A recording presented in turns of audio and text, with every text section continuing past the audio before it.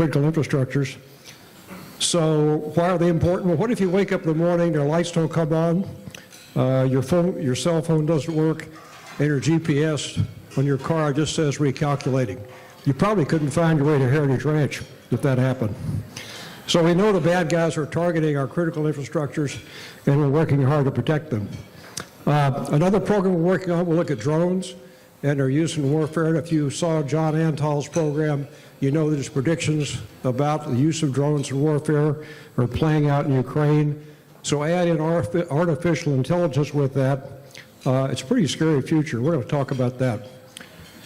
Finally, although it's not on this slide, we'll have some pretty exciting news at our next event regarding the award of our second Sam Johnson Defender of Freedom Award. I think you remember the one with Scott Murray last year. We're going to do that again. So looking down the road a bit, we're looking for topics that might interest you. I think a online poll has gone out with a list of topics you might be interested in. If you have some, let us know about it, and we'll pursue those. So tonight we'll use the same question and answer process we always use.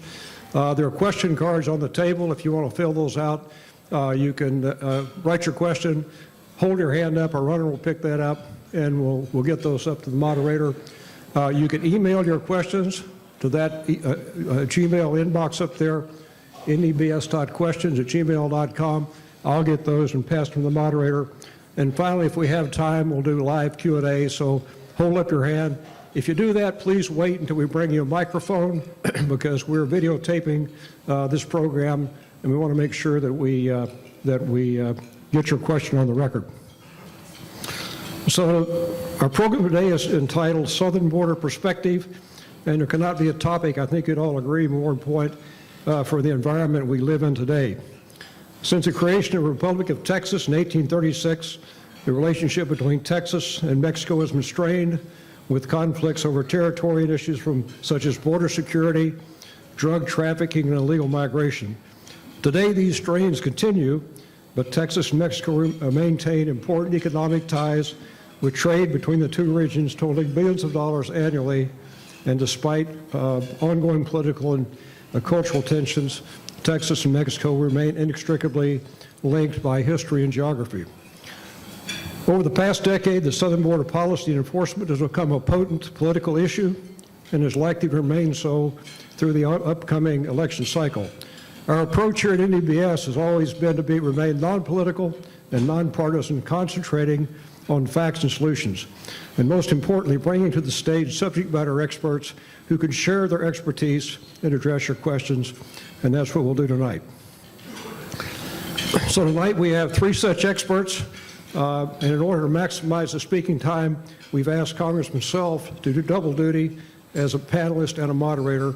So I'll provide brief introductions and turn it over to Keith to moderate the discussion. First, of course, is Congressman Keith Self, known, I'm sure, to everyone in the room. Keith is a West Point graduate who served 25 years in the U.S. Army, most recently after being recalled to active duty after 9/11.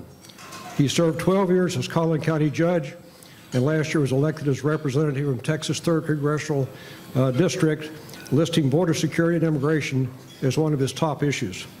Congressman Self is normally in our audience, but tonight he'll be on the stage. And Keith, thanks for being here and taking on this duty. Our second panelist is also almost certainly known to everyone in the room. The Collin County Sheriff Jim Skinner is a 32-year law enforcement veteran, trial attorney, and former prosecutor, and was elected to his current post in 2017. Sheriff Skinner is nationally recognized for his leadership in a number of important law enforcement areas, including combating human and drug trafficking and child exploitation. And while Collin County is not on the southern border, he deals every day with the consequences of problems there. Sheriff Skinner also served 8 years in the U.S. Air Force. Jim, thanks for being with us tonight. Our third panelist may not be well known to our audience, but his command probably is. Brigadier General Matt Barker is commander of Joint Task Force Lone Star, activated in 2021 by Governor Abbott to assist the Texas Department of Public Safety in their mission to provide security along the Texas-Mexico border. In-place troops are augmented in May by the Texas Tactical Border Force to provide a targeted response to areas along the border. General Barker previously served as the Chief of Staff, Texas Air National Guard, and in his 31-year career has served in the United States and Europe in a variety of command and staff positions. General Barker, we were holding our breath that you would be able to be with us tonight, and we're sure glad to see you here. So with that introduction, I'd like to invite Congressman Self to the stage for opening remarks, followed by Sheriff Skinner and General Barker. After opening remarks, Congressman Self will moderate the discussion.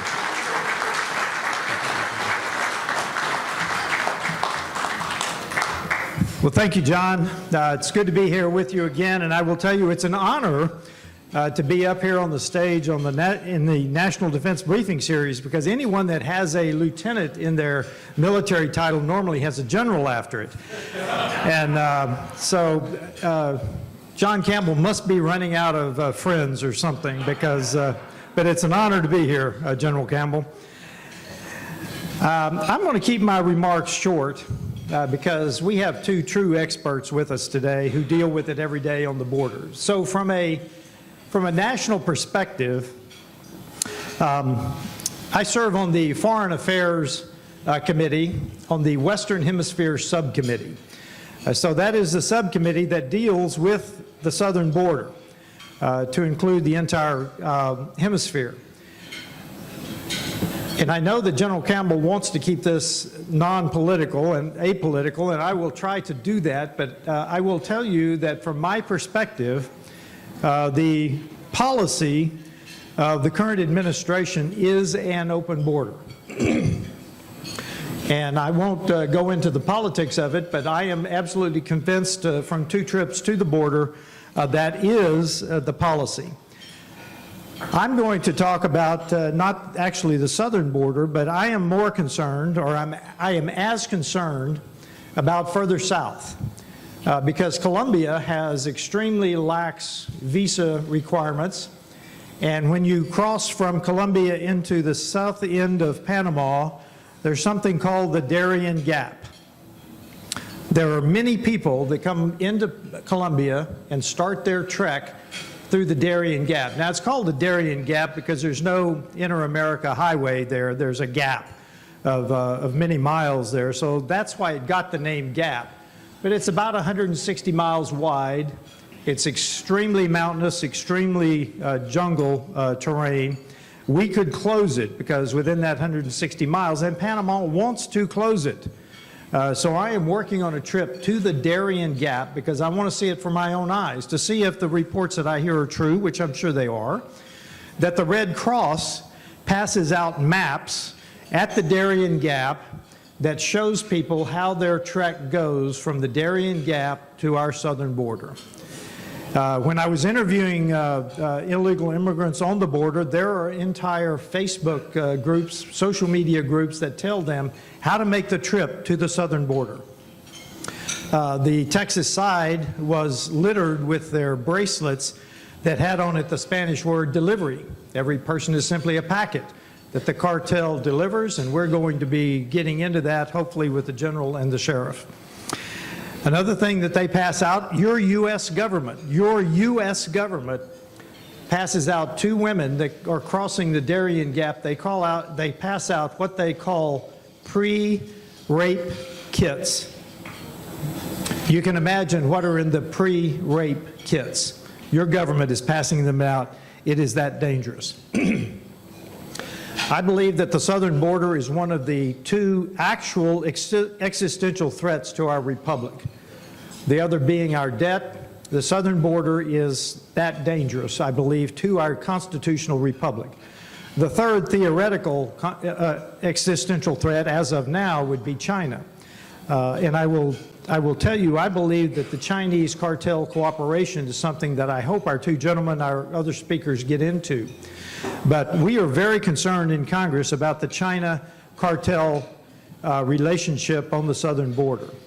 I know that China is, I believe, I can't say that I know, I believe that China is growing their trade with Mexico for the express purpose of evading U.S. tariffs. We know that China is no longer shipping fentanyl directly to the southern border. They're shipping the precursor chemicals.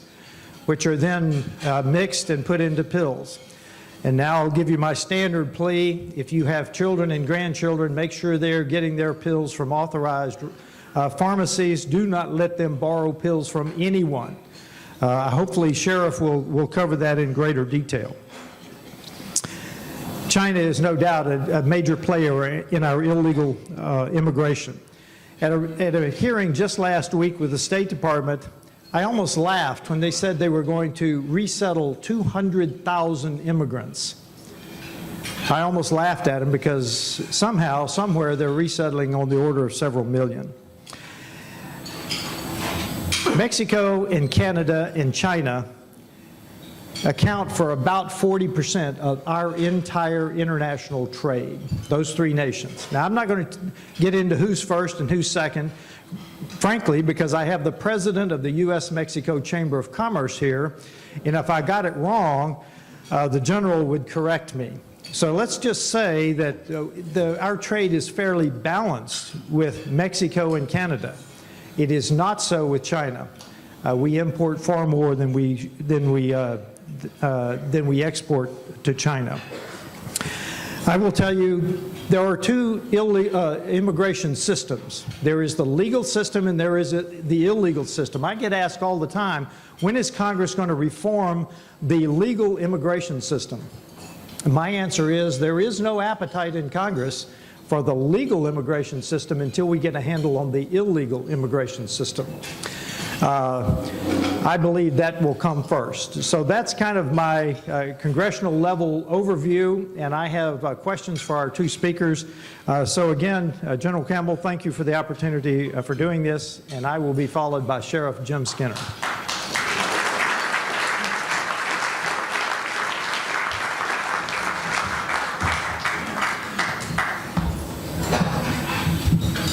Thank you, Colonel Self.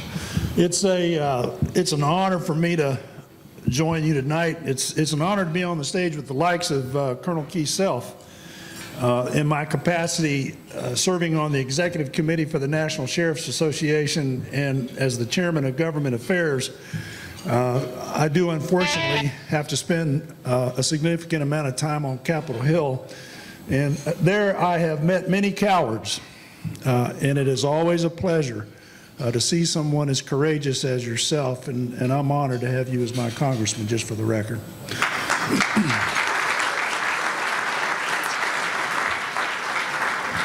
Before we get started, I want to tell all of you, thank you for allowing me to serve as your sheriff. It's a real privilege every day to come in and lead the brave men and women of the Collin County Sheriff's Office. I couldn't help but think when I came in tonight, I was kind of overcome with thoughts of my father. He was a combat veteran from World War II, Korea, and Vietnam, and he would be proud of the fact that I was standing here talking to so many military veterans.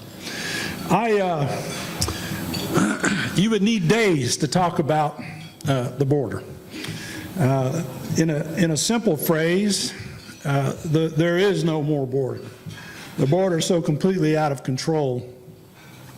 It is the Wild West. I was on the border this week, Tuesday and Wednesday, with a meeting with Governor Ron DeSantis on the border in Sierra Vista, Arizona, and with a number of other sheriffs, where we had the opportunity to speak to the governor about the realities of what is taking place and how it affects our communities in the interior of the United States. There's a saying that every single sheriff is a border sheriff now, and that is certainly the case. So let me kind of set this up for my comments in a minute by saying that when I was elected sheriff in 2017, one of the things that I wanted to do, given the limited resources that I had at the sheriff's office with respect to narcotics investigations, all sheriffs have in common long stretches of roadway. And I got with 7 other sheriffs here in the North Texas area, and we sat down and had a talk and agreed that what we would do is we would try to form a task force, if you will, of deputies who were specially trained to work the highways to try to interdict the narcotics and human trafficking that the cartels were pushing across the border into the United States. So we began our work, and it took about 2 years. to get everyone in the same uniform, driving the same cars, and agreements signed and approved by the various commissioners' courts, and get people trained. And so we actually started real full operations probably in January of 2020. Boy, that was good timing. That's all I can say. So before I make my comments, continue my comments, what I'd like to do is I would like to show you what the last year of that work looks like.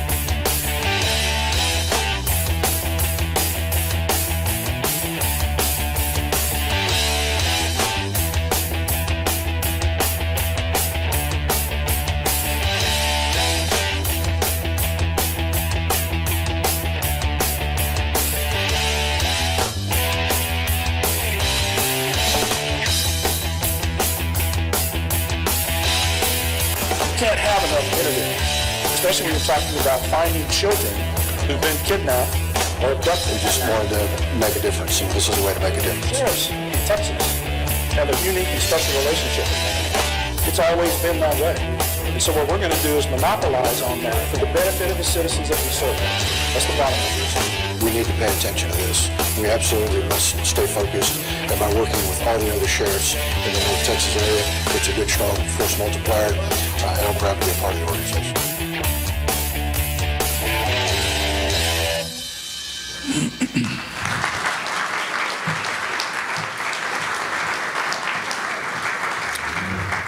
I didn't have a song long enough to show you what 2 years looks like. So in spite of the fact that we've seized hundreds of military-grade weapons and thousands of pounds of ammunition hidden in secret compartments, along with cash, $24 million in cartel cash to be exact, that we've seized, and $159 million worth of narcotics that we've seized northbound and coming from the east. In spite of the fact that we've made all these seizures, we've still suffered in Collin County a 1,320% increase in the number of fentanyl-related deaths since 2019. My statistics in Collin County are not as bad as many towns and villages and communities across the United States. One thing certainly is a fact is that I communicate with sheriffs from all over the country constantly, and these sheriffs are exhausted at what we see happening. And why is that? Well, General Campbell, I don't know how you have a conversation without being political, so I'll try not to be political. But just let me say that I have a 1,320% increase in the number of fentanyl-related deaths in Collin County over the last few years because, first of all, the Biden administration has abdicated its responsibility to secure our southern border.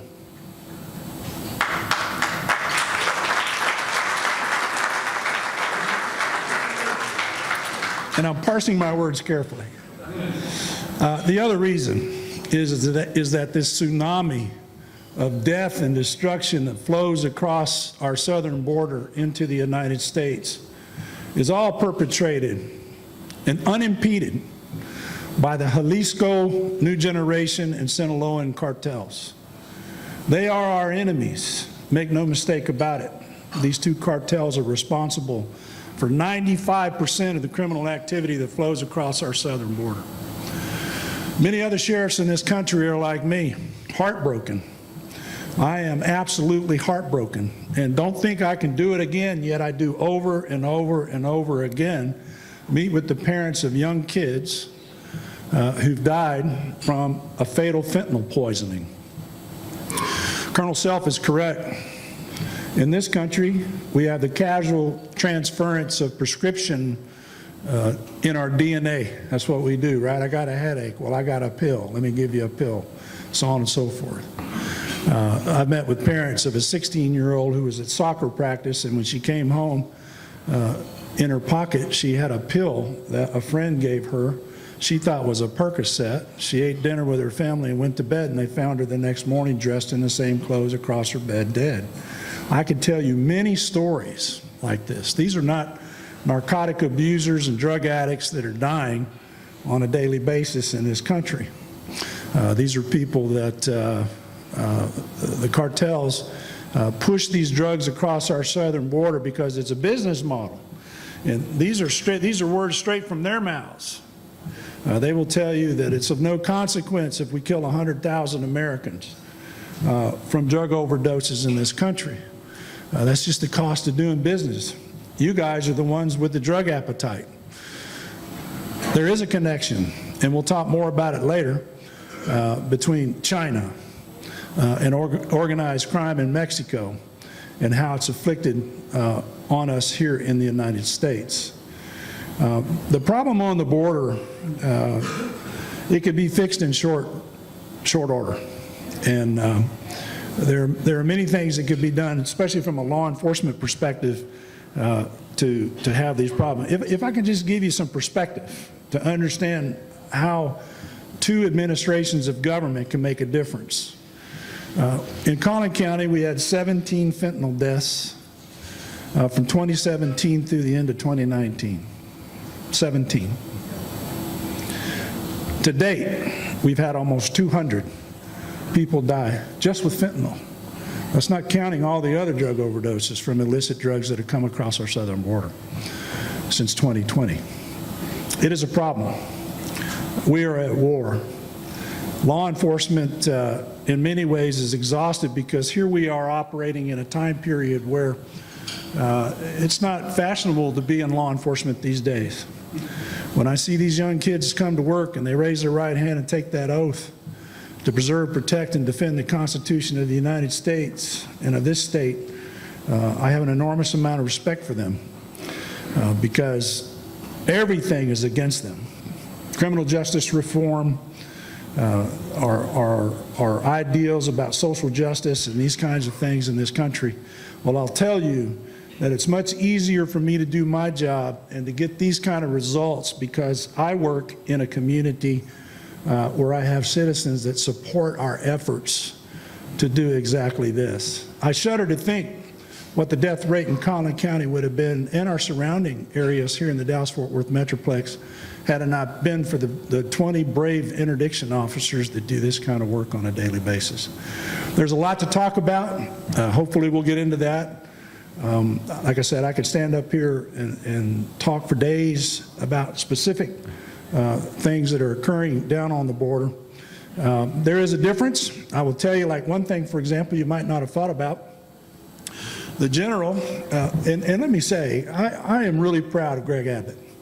There's a lot of people that have a lot of different opinions, but I'll tell you straight up, That's a guy who is willing to do something to protect Texas.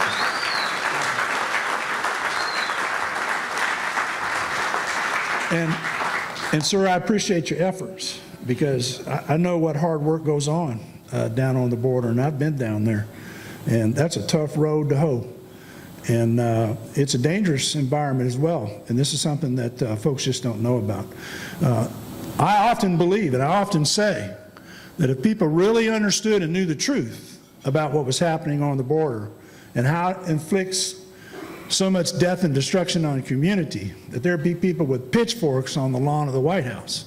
But that's not going to happen, and it's not going to happen because the media apparatus in the United States is simply not going to tell you the truth. And we know that firsthand. The National Sheriff's Association has come out with some very strong statements, some very detailed statements about what the problem is and our views on it. And it never saw the light of day, and it never will. But at any rate, sir, I appreciate your hard work. So I look forward to answering your questions here in just a few moments.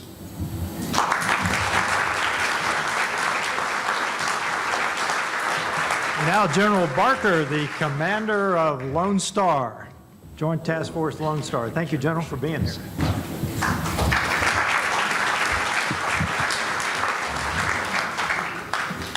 Well, good evening, ladies and gentlemen. It is a privilege to be here with you this evening as the commander of your Joint Task Force Lone Star. So, General Campbell, appreciate the invitation.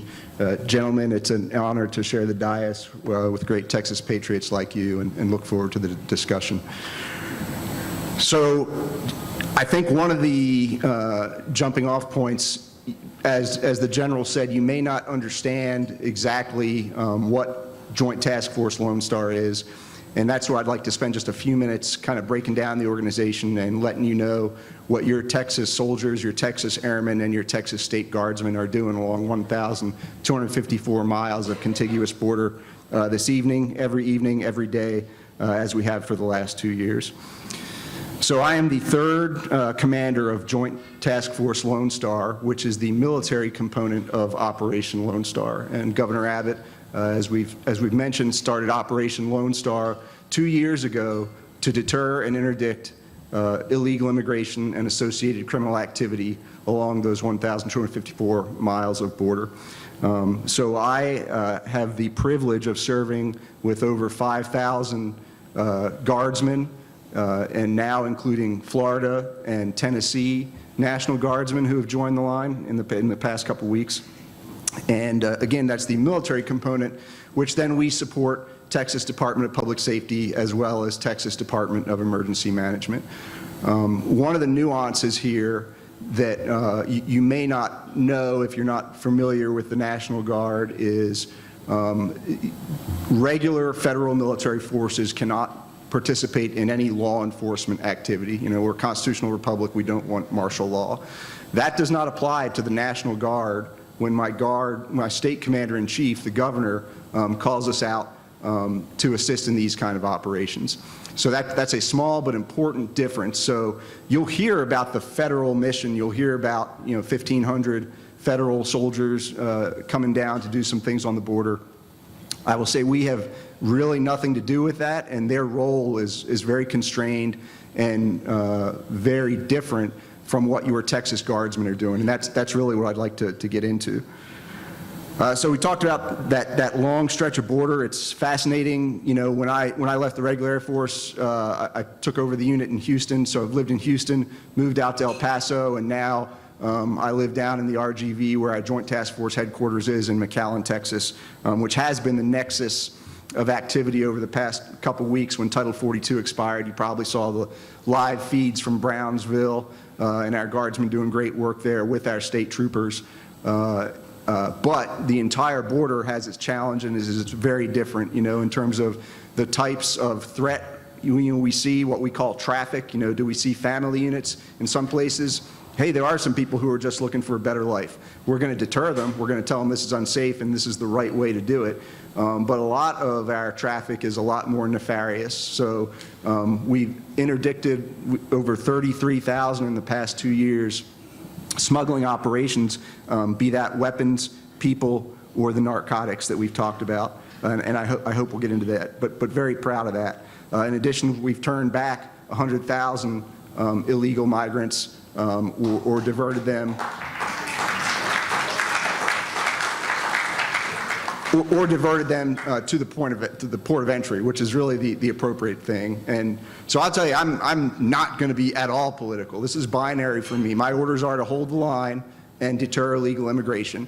And I don't care why you came. I don't care what your circumstances are. My soldiers, my airmen, and I were human beings. We're compassionate people, or else we wouldn't be wearing this cloth. We're not going to let anyone get hurt down there. But, you know, the free ride is done. So I hope you've seen that in your coverage. And again, that is Operation Lone Star at its finest. One of the things I mentioned in Brownsville a couple weeks ago to the media was that Operation Lone Star, Joint Task Force Lone Star, we want to leverage our asymmetric capabilities. So there's a lot of things you see in the press with my soldiers and airmen doing. There's some things you don't see as well. You might not see our small unmanned aerial systems, which are a force multiplier that help us keep track of the migrant flow and get into interdict that criminal activity. Your Texas Guardsmen are operating boats. You know, a lot of that border is riverine operations, so there's some places it doesn't make sense to get into without a boat. So again, that's an area where we have Army, Air, and then our State Guard, which is our, you know, Texas is lucky we have a state militia, if you will, what some states call a state defense force. So that's the third part of the Texas Military Department, the Army, Air, and then the Texas State Guard. The Texas State Guard has some unique capabilities. They're never armed, they're a volunteer organization, but when they come on mission, like we are with Lone Star, they get paid at whatever their equivalent rank is. And we rely on them for a lot of the boat handling.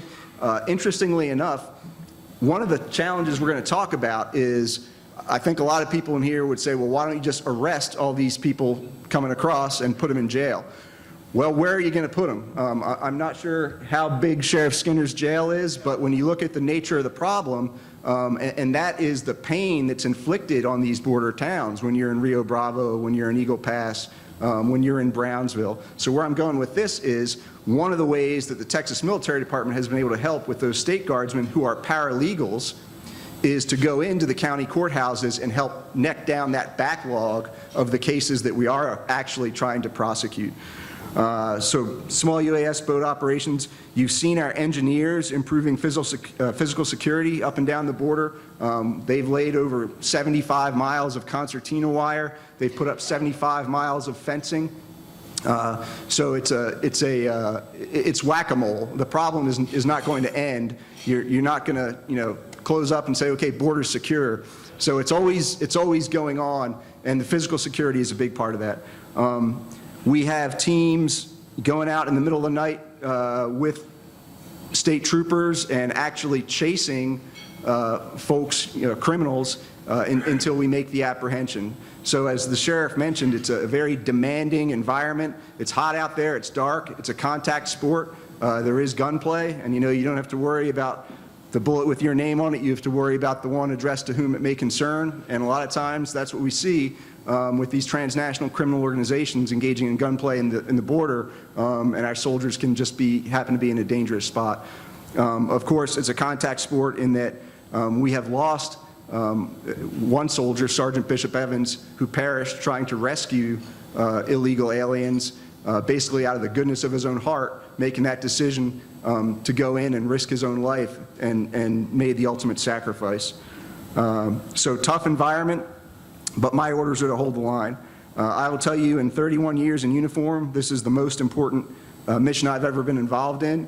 This is Texans serving Texas. So if they choose, you know, we want to make this the worst place to try and illegally cross the border, whatever that looks like. I tell my soldiers and airmen that Operation Lone Star is a humanitarian operation, first and foremost. It's a humanitarian operation with a large security component, but we are trying to mitigate suffering both from our citizens in our Texas border towns, as well as the people who are being exploited by transnational criminal organizations, as the sheriff said, which is a big part of this. And so it's a big challenge, but when people hear that I'm the JTF commander, there's usually, and some people here tonight have said, oh, lucky you, right? Like that's, you know, not a good thing. I will tell you, I love my job. I will tell you, we're making a difference. You know, when you look at the National Guard, this is the guardiest mission in the history of the Guard. I mean, my Guardsmen are literally defending their own backyards. My Guardsmen who live in El Paso and hold the line in El Paso. My Guardsmen who live in Brownsville and hold the line in Brownsville. Now, we also have Guardsmen from Fort Worth who are serving 7-8 hours away from their families, and that's a challenge for me as a leader to take care of them too, because this is an enduring mission. It's been going on for 2 years, and from where I sit, I don't think the legislature has any appetite to pare back on it, but regardless, we're going to continue to hold the line until properly relieved. And so before we get into the questions, which is the really important thing, I did just want to say, please keep our Guardsmen in your thoughts and prayers, because it is very dangerous. A lot of people don't understand the sacrifices they're making, the challenges they're making. I'm blessed in that most of my force of over 5,000 Guardsmen are volunteers, and most of them who have been on the mission a year have asked to stay. We had the Florida soldiers come in, which is always, as a leader, an operational risk management challenge. You know, how many of these soldiers speak Spanish well? You know, coming from Florida, they understand heat and humidity, that's good. But, you know, it is a challenge.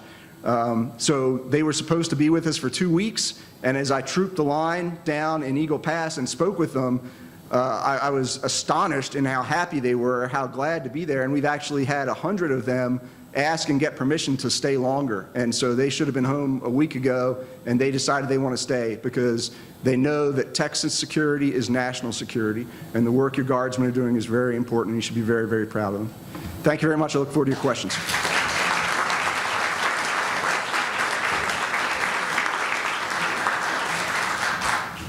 Okay, there were a couple of acronyms there. The RGV is the Rio Grande Valley, which is where the general now lives, in case you didn't catch that one. And he addressed the transnational criminal organizations. I should have mentioned that because in Texas, in Congress, we are having a conversation, should we designate the cartels as terrorist organizations? The problem with that, and I want to explain the difference, if you declare them a terrorist organization, that opens up asylum claims. If you designate them a terrorist, a transnational criminal organization, it does not automatically confer criminal asylum claim status. It's a vital difference that we need to all understand. So for the general, I'd like to start with you. Can you address, and I think you've got a microphone there, can you address the governor's recent moves with the Texas Tactical Border Force, the pontoons, and maybe go a little bit more into the State Guard forces from the other states? So talk to us about those three issues, if you would. So the Texas Tactical Border Force is approximately 500 soldiers, which are pre-identified, pre-trained. You know, in the Guard, we have the challenge of it's not always instant readiness. So you might think that, you know, your Guardsman is there ready to deploy on a moment's notice, but in fact, they might only qualify on their weapons as part of a pre-deployment training such as this. So the Texas Tactical Border Force was specially stood up to be able to flow to augment our existing 5 regional task forces, which is how we're set up, and basically surge forces to where the weight of effort is in any given one time. And they then reset after the increased period of activity. They're able to go back to their organic units and reset.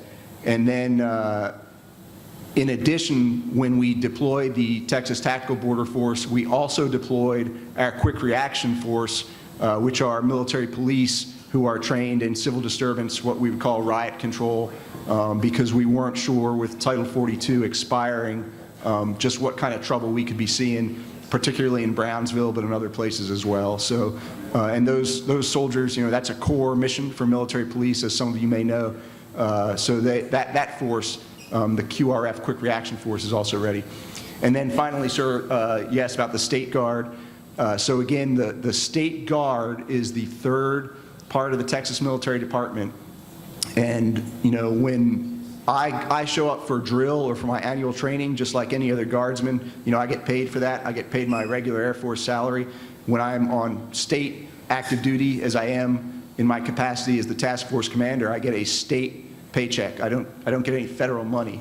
No federal dollars are going towards Operation Lone Star. It is 100% funded by the state of Texas, to include ammunition, to include maintenance on our boats, to include if we have a shortfall in federally furnished equipment like body armor, we're going to use state funds to make up that shortfall. So the State Guard ordinarily does not get paid even when they drill. It's purely volunteer, heavy on medical skills, heavy on information technology skills, paralegals, boat operations.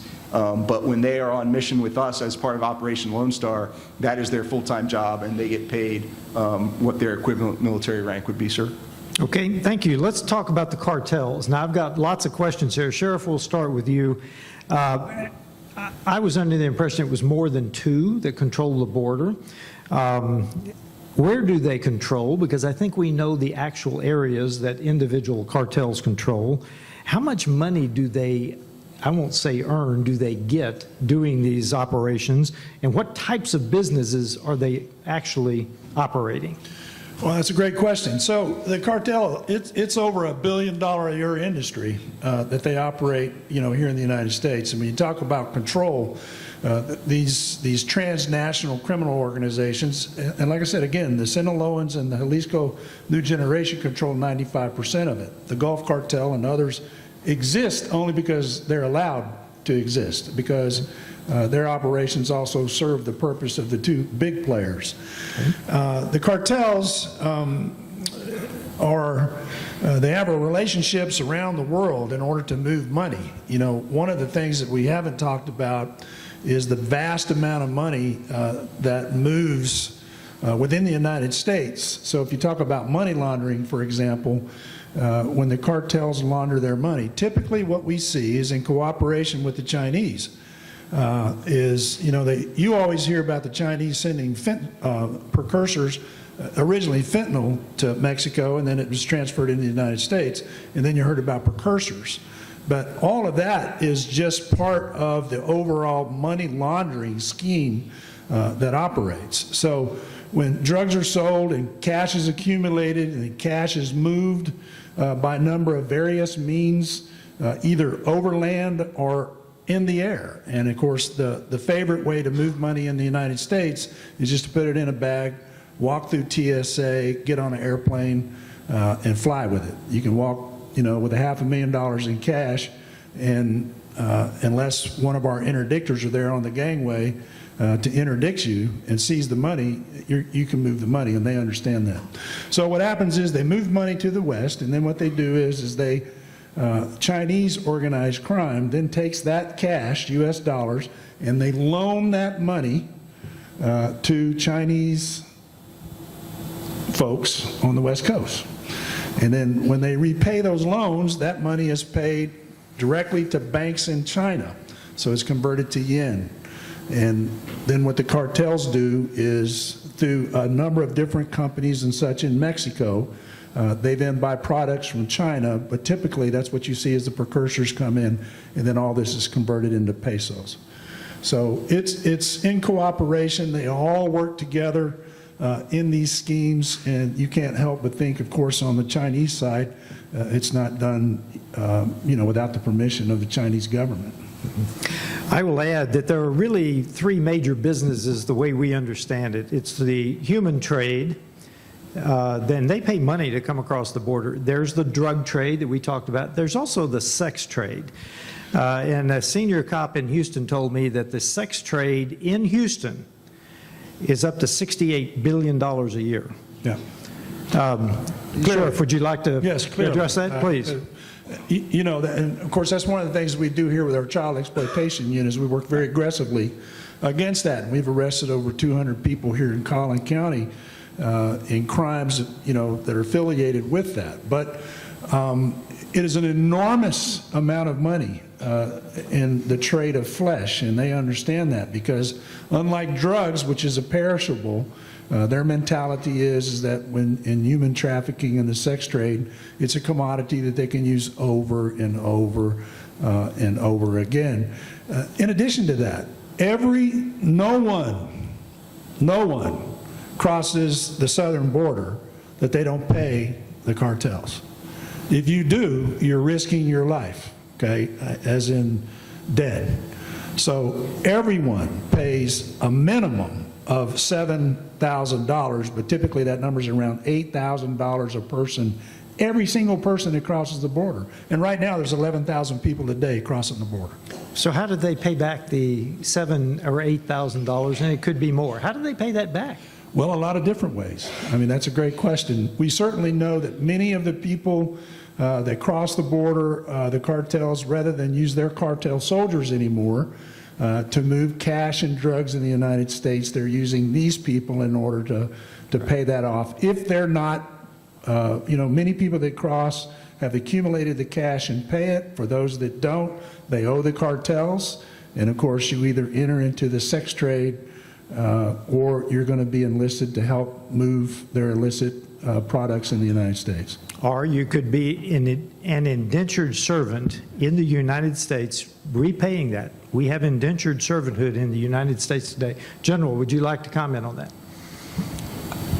I don't have a lot to add in terms of the criminal elements, the volume and so forth. Definitely defer to the sheriff's expertise.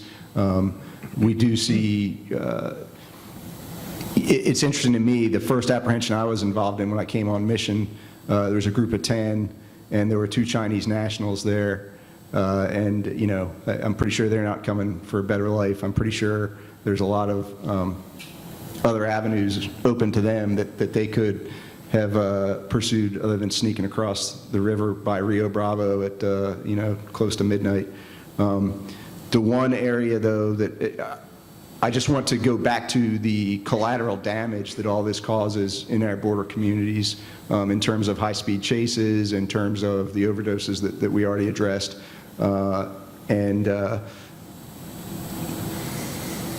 So people who don't live on the border don't understand it, don't understand how overwhelmed these communities are, and that's the real tragedy. I'll just leave it at that, sir. Mm-hmm. I want to go back to the money that we believe that the cartel controls. We think that it's actually several $100 billion because they've seized things such as the avocado trade now. So the cartels are becoming a multinational corporation just in the illegal sense. Sheriff, can you talk about the small border counties? We live in Collin County. You have a jail that's 1,100 and building on, but I was in a small border county jail with, can you just talk about what the small border counties experience, please? Sure. I said earlier that all sheriffs consider themselves a border county. I have a 1,298-bed jail here, and we're in the process of a 5-phase jail expansion that's going on. Right now, I have 50 inmates that are residing out in West Texas because we're stuffed to the gills here. Imagine that if you're a sheriff on the border and you've got a small jail and you've already got your standard public safety apparatus in place used to service your community, and your jails are also full because all jails suffer that problem in Texas these days. And then on top of that, you have this stream of people coming into the United States, and I hate to tell you, but many of them are criminals. There's a reason that many of the people that cross the border into the United States take their identification and all the money out of their pockets and they drop it within 10 yards of the fence before they cross into the United States. I could take you to a number of different places on the Arizona U.S. border where you can walk across into Mexico and just walk along and pick up a hatful of identification cards from various countries from all over the world where people have abandoned their ID and their money and when they cross into the United States. Because the game here is to claim asylum. Now, you would think, the international laws of asylum say that when you're claiming asylum, when you get out of your country, the first country you come to, you should claim asylum, right? But what we have here is people coming across 7 or 8 different countries before they get to the United States. They all come in and they all request asylum. So the border communities are completely inundated. When you talk to the sheriffs there, like the general said, the high-speed chases, you have a collection of killers and thugs that are in charge of those communities. And it's all law enforcement can do just to keep their head above water and fight back and push back against what we see. You know, even here in Collin County, and we are extremely aggressive in Collin County. I mean, our message every day to the cartel is, if you come here to do business, buddy, you're going to have to work for it. But still, the way they've changed their tactics and all these kinds of things. The general talked about these high-speed chases. You know, the day was when we threw the lights on couriers, they would pull over, and our interdictors carry on a conversation. Usually within just a few moments, they know whether or not there's a load on that car. Well, now you turn the lights on, you better get ready because the chase is on. I've even had to resort to buying these high-speed Ford Mustangs now to put my interdictors in.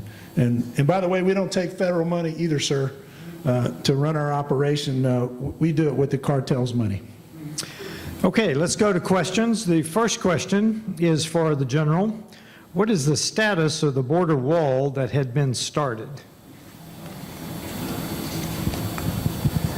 So the federal wall, as you've seen what I've seen in the press, basically has been delayed. So I can really only speak to, again, the barrier that my engineers are laying, which has been effective, but it's a continuous battle as migrants damage, the wire or fencing. We have to replace that. We're trying some, again, innovation is very important to try and give the Texas taxpayer as much as we can for their money, and so we're trying some floating barriers, which should be deploying very soon, which will be mobile as well. I think the key thing, sir, is that anytime we talk about the federal wall, they still have gates in them, and if those gates are being open to process migrants, then there might as well not be a wall there at all. For me, again, the tactical problem is very simple: is we're going to deter people and try and block them from getting in, and we've had some success doing that, and we keep trying to innovate with new techniques for that. To that point, can you address the pontoons, the mid-river barrier?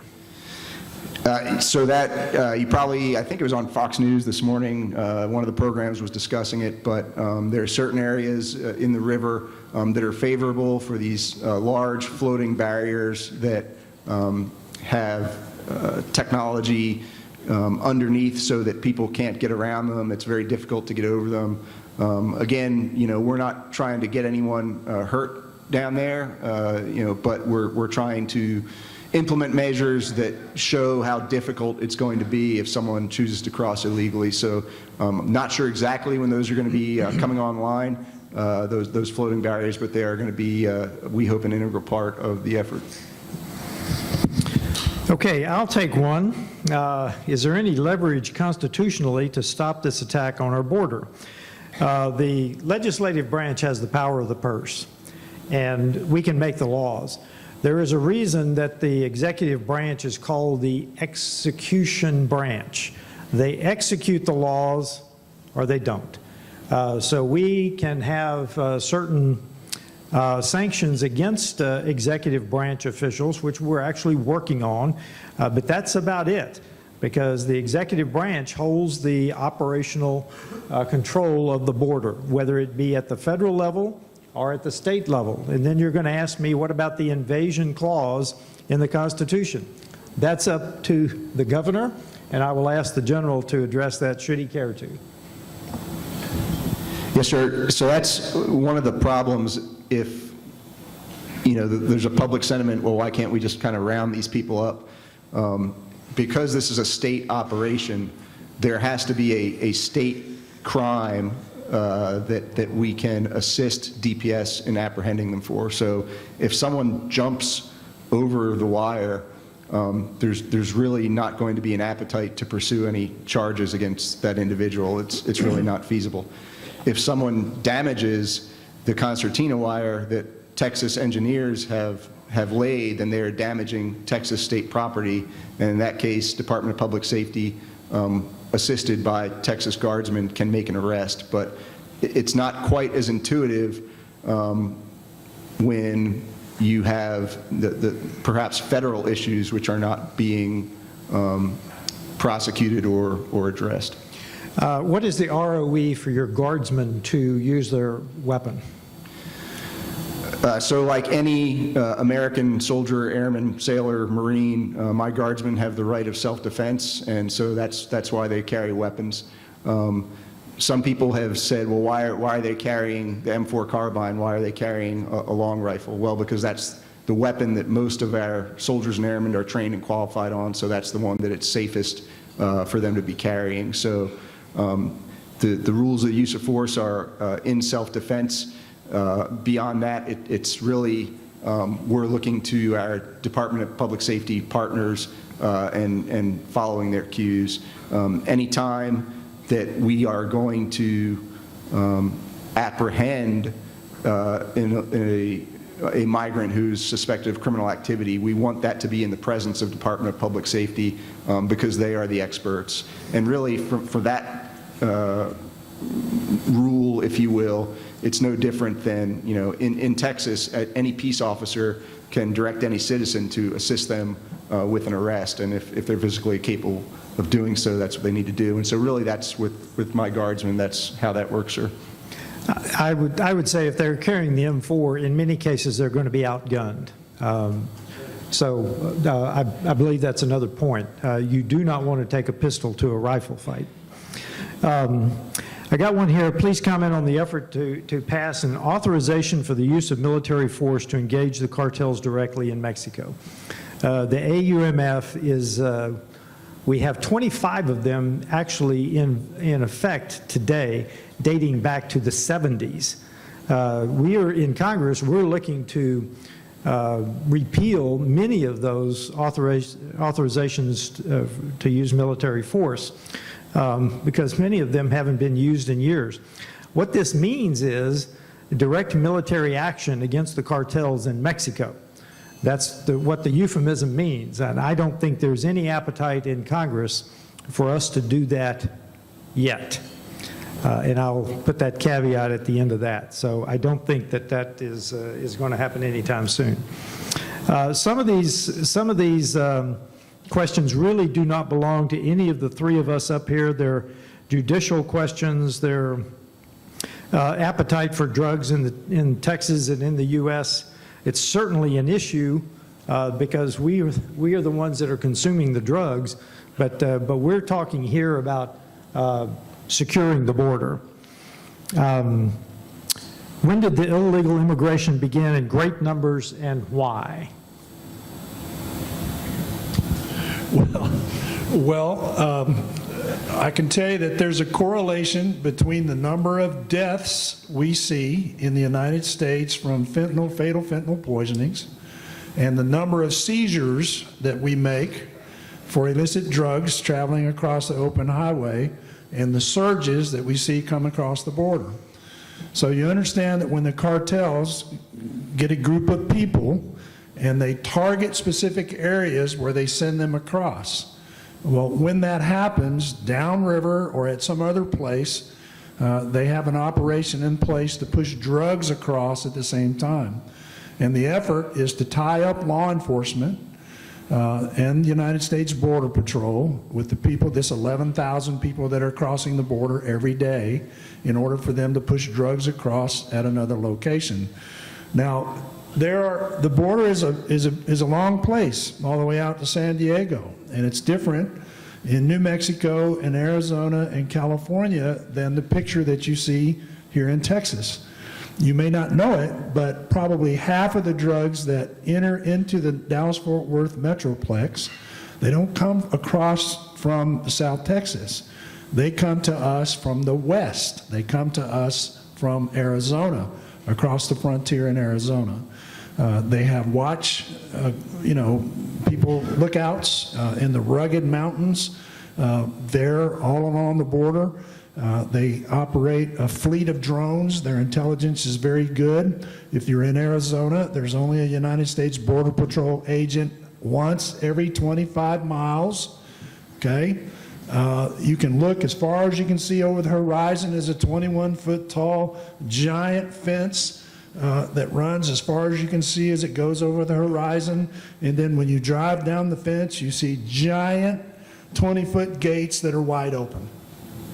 So it's when I came back from Sierra Vista the other day, Colonel Self, I was at the 35-mile checkpoint on a road that, I think I saw 2 cars the entire time on my way to Tucson.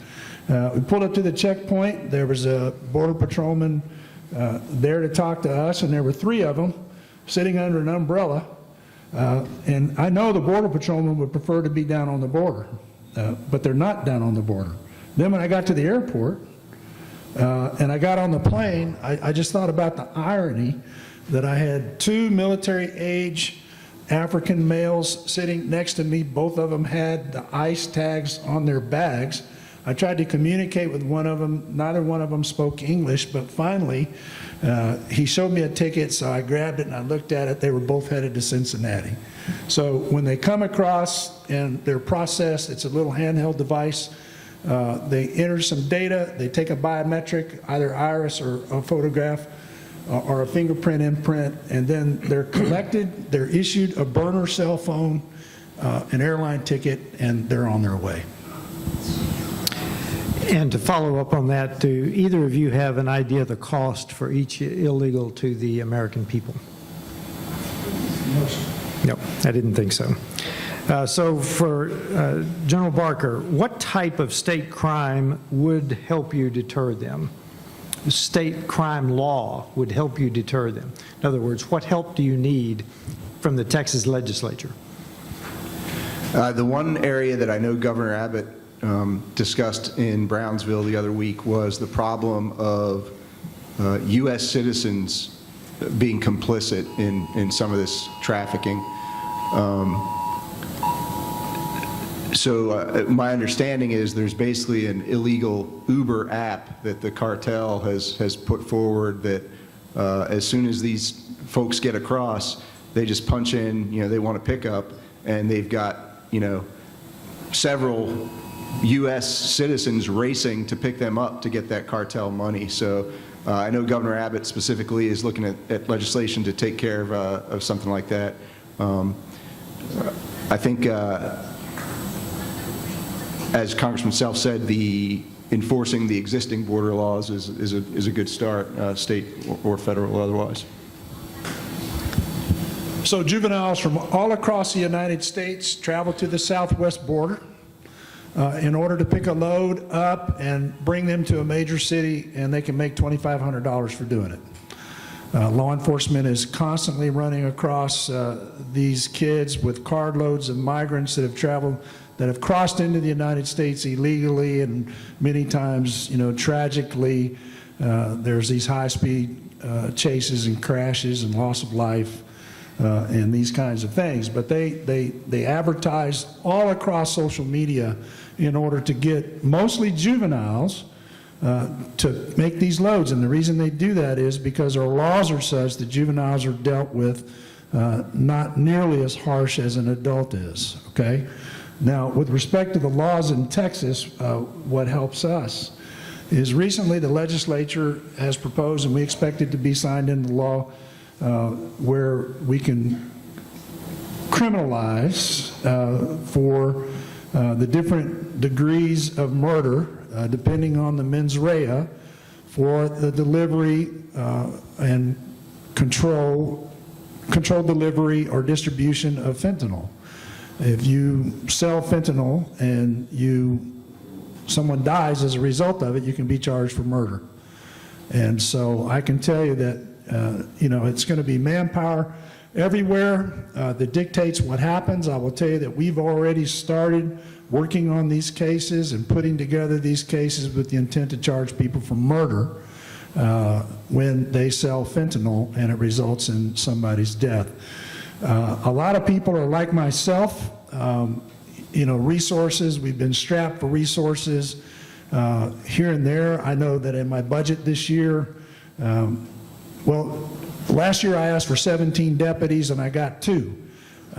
This year I intend to squeal a lot louder. I need deputies. I'm understaffed, and part of those deputies are deputies assigned to work narcotics. We need street-level narcotics investigators in order to target and go after these people that are peddling this fentanyl in our communities.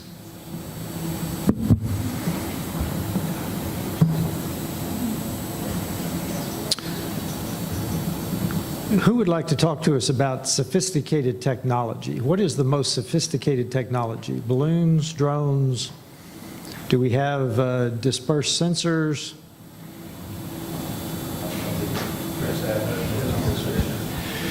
So as I mentioned, we do have small unmanned aerial systems that we deploy to the border, just like Department of Public Safety does.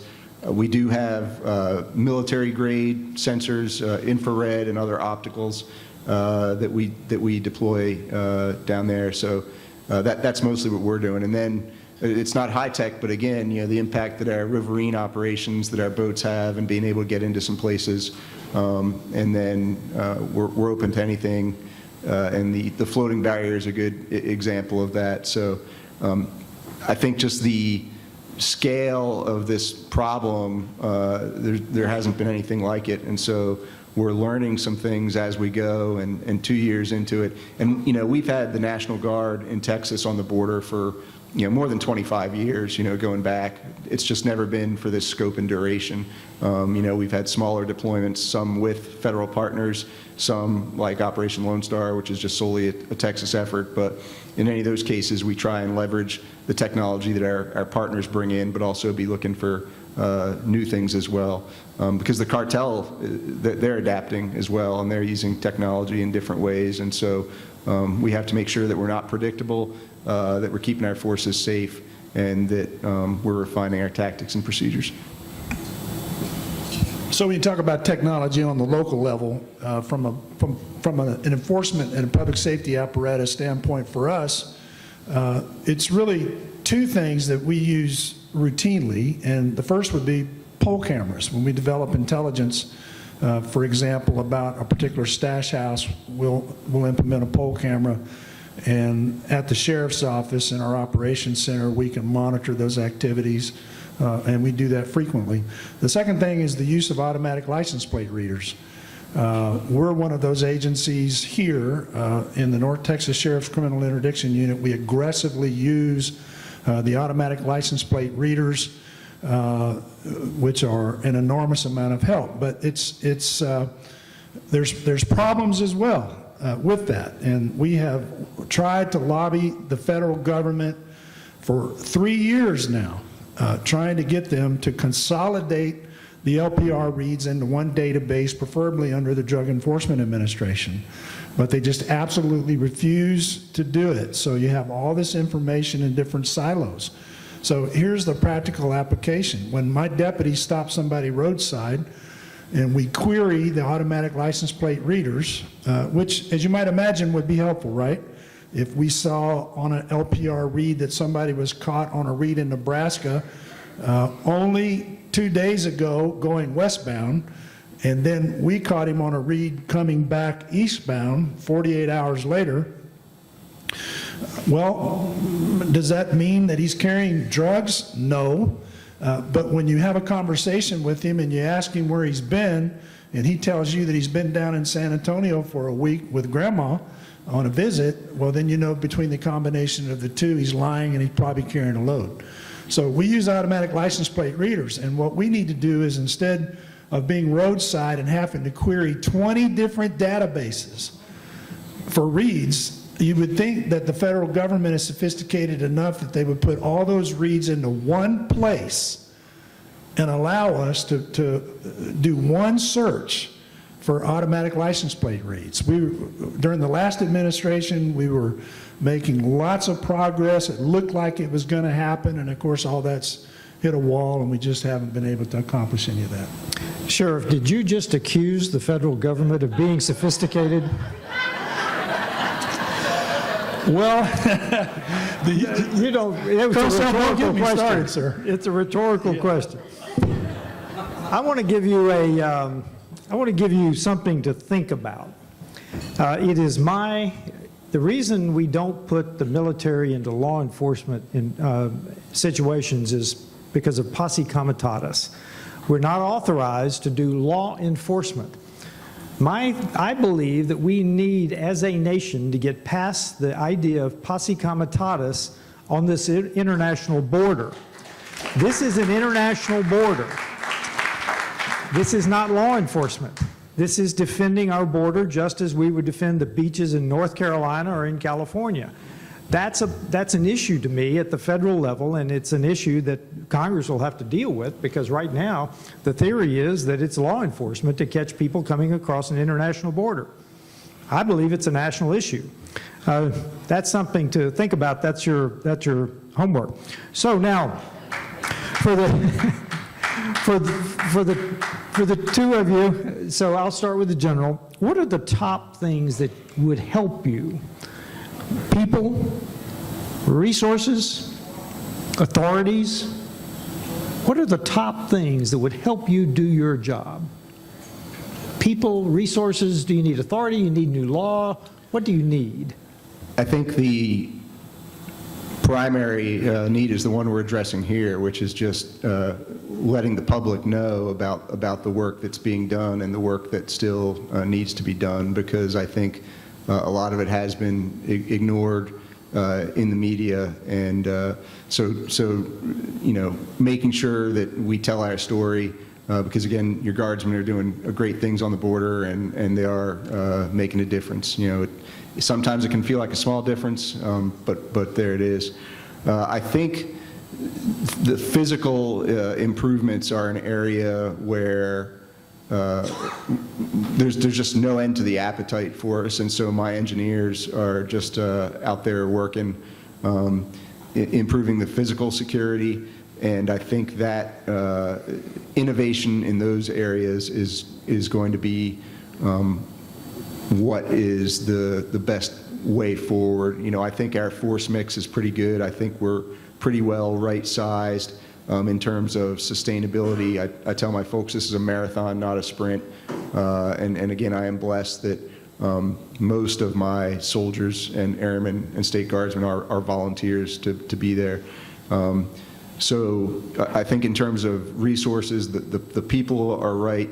The authorities, again, we're going to defer a lot to DPS for any kind of apprehensions. I think we have bipartisan backing in Austin for our soldiers and airmen who are on this mission, and so that's very important. But I think we just need to continue looking at ways for technology to be able to fill in the blanks where we can't have a guardsman standing, where it's too dangerous to, where it just makes more sense to use technology to improve the understanding. So I guess where I'm going with that is some of the things I've talked about already. We could probably benefit from more small unmanned aerial systems, and we're already looking at ways to improve our riverine fleet of boats. From my perspective, two things. First of all, you cannot expect any law enforcement organization to keep up with the everyday in and out performance of their duties, answering calls for the public and assisting the public in the way that we're expected to do, and fight ruthless thugs and killers who are trying to poison our communities with drugs and crime if you don't have the resources to do it.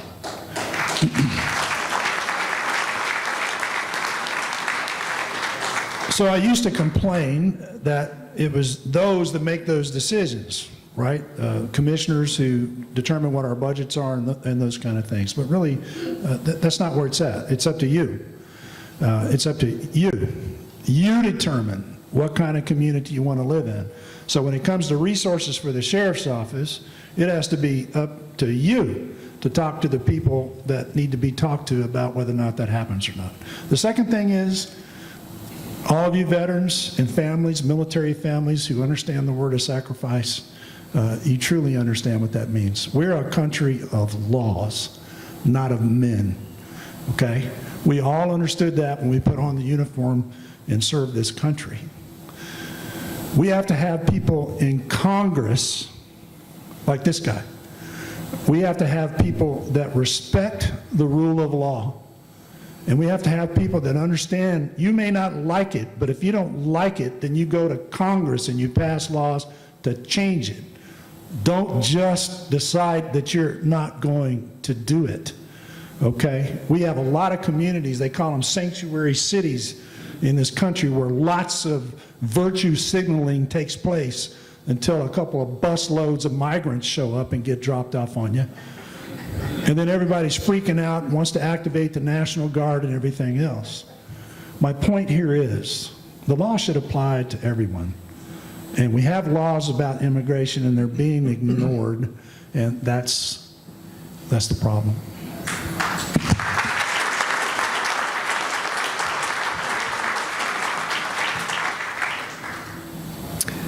Segue from your answer to the question, who is responsible for moving illegals to other states? And if other states agree to take illegals, would that matter? I'll actually take that one. We've moved a minuscule number of illegal immigrants to other states, both Texas and Florida. Minuscule. I think we're up to 18,000, isn't that the figure I've seen? That's a minuscule number compared to the number that are coming across our border. And yet what happened?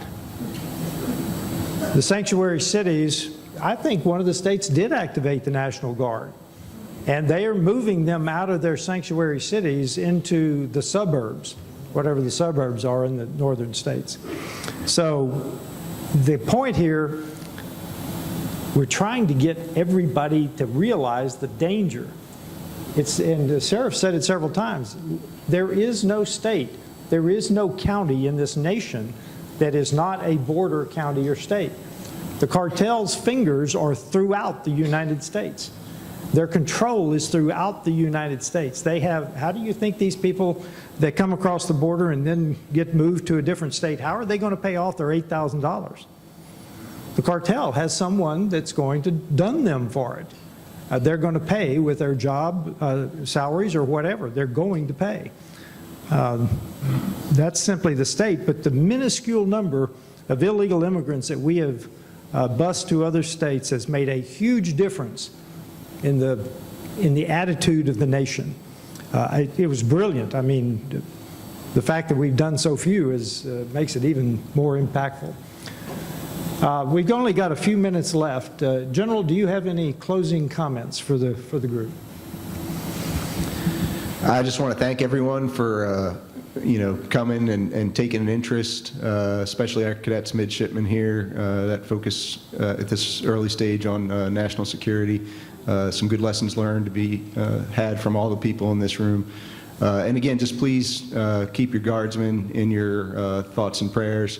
We're going to keep doing this job until properly relieved, and the public support we've gotten is very gratifying, and it makes a difference. But big challenge, but your Texas Military Department is up for it, and again, now we've got other states starting to come online, which is a testimony to the great work and the success, and also I hope will be a model for cooperation going forward as we continue tackling these tough challenges, but really appreciate your support. Okay, before you close here, Sheriff, I see he's got the microphone, so we may have a question in the audience. Oh, Mr. Murray. Congressman, yeah, I tell you what, certainly the last thing that I want to do as a former member of the media is talk about politics.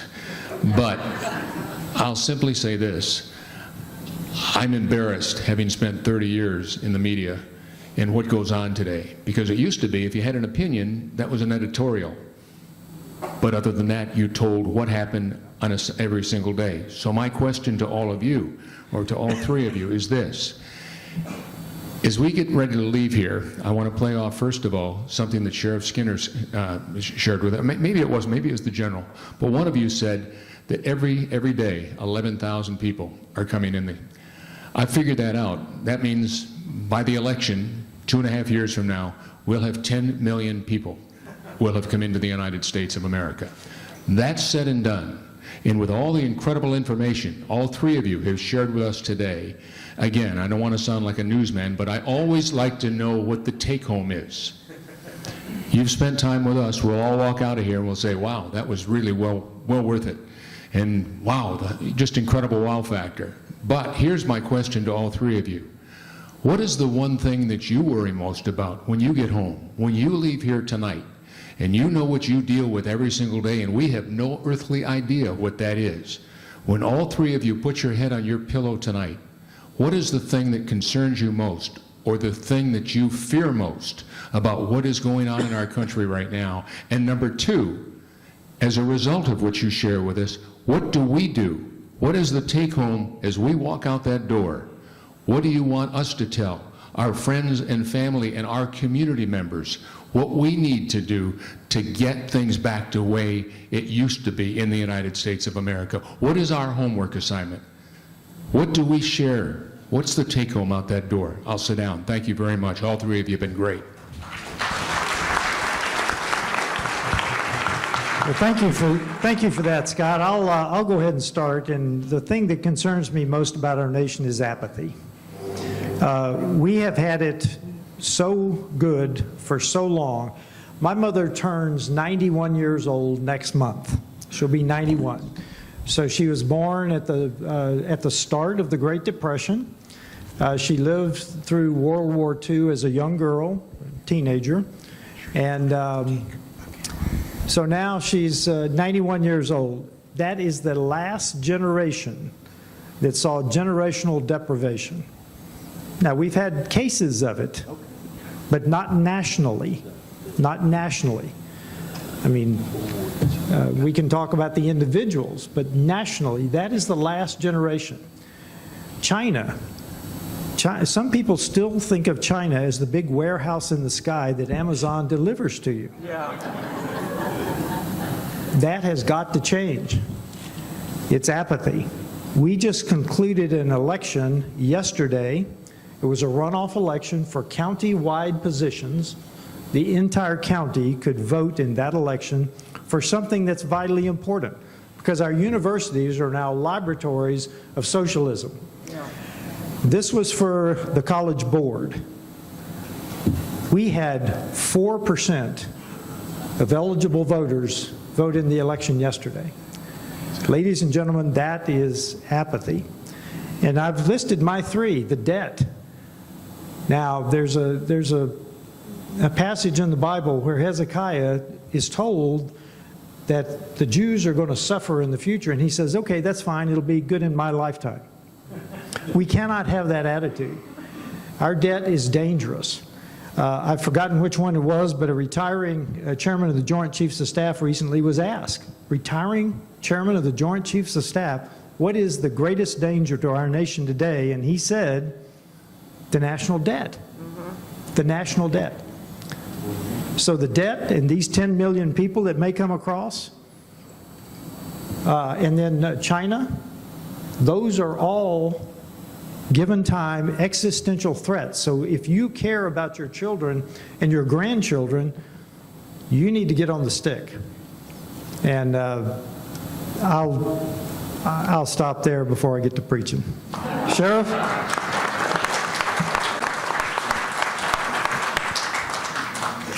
You cannot operate a public safety apparatus today with the same mentality that you had in January of 2017. You cannot do it. When I go to bed at night, I worry about the lives of the men and women that work for me, and I worry about your lives, and I'll put it in perspective for you. During the Trump administration, there were 17 people on the terror watch list that were captured crossing the southern border. Since the Biden administration has been into office, there have been almost 200 people on the terror watch list that have been captured.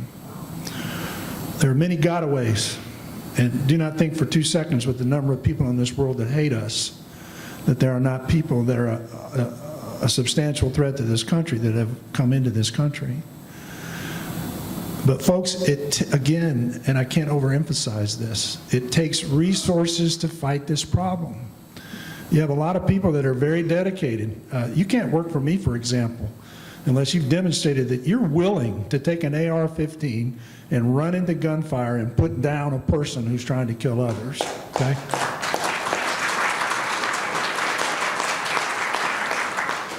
I say that because there's a lot of brave men and women that are doing the job, but in many places in this country, including here, people are exhausted because they're trying to do too much without enough help. So it's resources, number one. The message I would have for you, don't give up hope.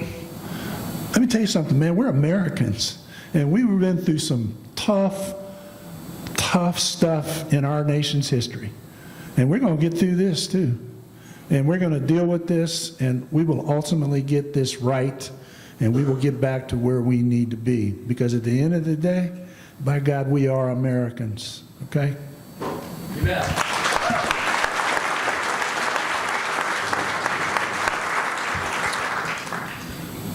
For me, pretty simple question. The only thing really that I worry about is the welfare of my soldiers, airmen, and state guardsmen. And I tell them when I'm out on the points that if they care 10% about the mission as much as I care about them, as my sergeant major cares about them, then the mission will take care of itself, and it does. But it is a contact sport. It's a dangerous environment. They're putting a lot of miles on vehicles. They're out in bad weather. You know, as we've seen, people tragically drown in the Rio Grande every year, and that's even factoring out the violence from criminal activity, and as you know, the sheriff mentioned, you know, just the emotional wear and tear as we go through this marathon, not a sprint. I think as the still serving guy on stage, I'll say not a necessarily strictly a border security question, but the larger national security question of there being less and less of a propensity to serve in America's youth, to join the military, explore the military as a career, and I'm not here to say why that is. One definite reason is that, you know, that propensity to serve, it's been identified if there's not an influencer, you know, mom, dad, uncle, cousin who has served in uniform. And we're seeing as the numbers of people who have served diminishes, and you know, as you know, sir, the number of veterans in Congress is lower than it has been. That's the way the trend's been going. So I think it's just really important that those of us who have worn the uniform, and I think events like this are perfect to help underscore that commitment that, you know, doesn't stop when you take the uniform off, but also how we're going to ensure the next generation of patriots is going to be there to carry the torch forward.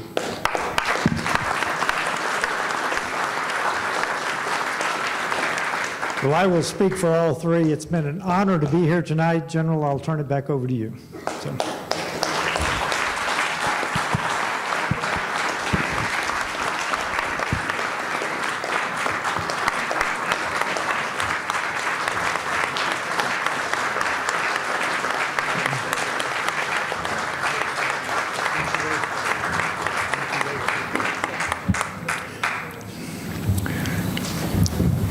Well, as the congressman takes his seat, to all three of you, I think obviously the fact that everybody was on their feet speaks volumes. You know what a standing ovation means. So thank you to all three of you. Well done. You have no idea what you shared with us and what we'll take to our friends and family and certainly to our communities. Well done. Keep up the good work. Thank you so much. Now, I know that you probably have enough plaques and enough pictures and all kinds of memorabilia in your homes and wherever, but we do have some party gifts that, yeah, you thought this was Oprah or something, right? Okay, we do have party gifts here, and what we have is a little something, as we said, for Congressman Self. That's Project 25 in McKinney, which provides outreach and support to empower vulnerable children right around the world. Okay, very good. For Sheriff Skinner, the Sheriff Fund, which supports sheriff's personnel and families in times of crisis, and we certainly have plenty of that going on right now. So thank you, Sheriff, for all you continue to do. And for General Barker, The Disabled American Veterans, it helps with veterans and, well, health care as well, disability support, education, financial benefits. I mean, the list goes on and on and on, as we all well know. In addition, as I mentioned earlier, our half of the proceeds as well from the 50-50 raffle will be added to your donations, to all three of you. So thank you. We're delighted to be a part of your team, and all you both continue, or all three of you continue to do. That said and done, we also would like to present you with a one-of-a-kind embroidered NDBS shirt. If you don't get the right size, no problem. We'll get the right size for you. We've got those. They'll get those later. Does somebody have them? He's running out to get them right now. Oh, okay, okay. All right, good. Here they come. And you ought to say, well, is that, oh, that's the one you're wearing. I can hardly see that. That's why I wear glasses and more glasses and more glasses. Great. You look great. You look great. Yes, styling. You want to hold it up and show the crowd what it looks like? So there it is, folks. Yeah. So yeah, we'll get your size fitted and all taken care of after the program. Now, before we can